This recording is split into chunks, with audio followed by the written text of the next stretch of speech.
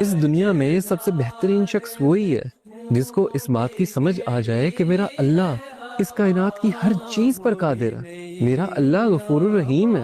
جس انسان کو یہ سمجھ آ گئی وہ انسان اس دنیا اور آخرت میں کامیاب ہے۔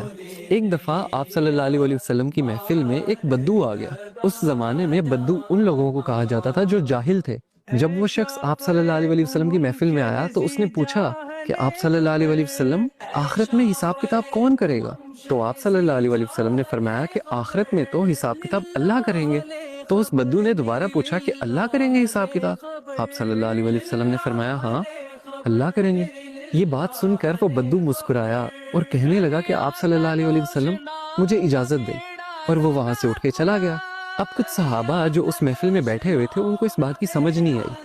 وہ اٹھے اور انہوں نے اس بدو کا پیچھا کیا اور اس سے جا کے پوچھا تم آپ صلی اللہ علیہ وسلم کی محفل میں آئے ہو، تم نے سوال کیا ہے کہ آخرت میں حساب کتاب کون کرے گا؟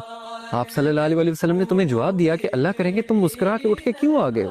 تو اس بدو نے مسکراہٹ سے کہا کہ اگر اللہ تعالیٰ نے آخرت میں حساب کتاب کرنا ہے تو اللہ تعالیٰ تو بڑا غفور الرحیم ہے، وہ تو مجھ سے میری ماں سے زیادہ پیار کرتا ہے۔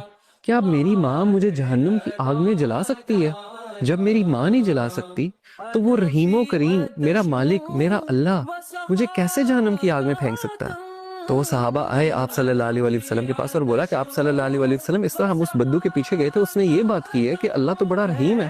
تو آپ صلی اللہ علیہ وسلم نے فرمایا کہ اگر اسے اللہ کی رحیمی پہ اتنا یقین ہے نا تو اللہ کبھی اس کو اپنی رحیمی سے مایوس کر نہیں سکتا، کیونکہ اللہ اپنے بندوں کے لیے بالکل ویسا ہے جیسا اس کا بندہ اس کے لیے گمان کرتا ہے۔ اگر اس کے بندے کو یہ یقین ہے کہ وہ بڑا رحیم ہے تو اللہ تعالیٰ اس کے لیے رحیم ہی ہے، اللہ تعالیٰ اس کو معاف ہی کرے گا۔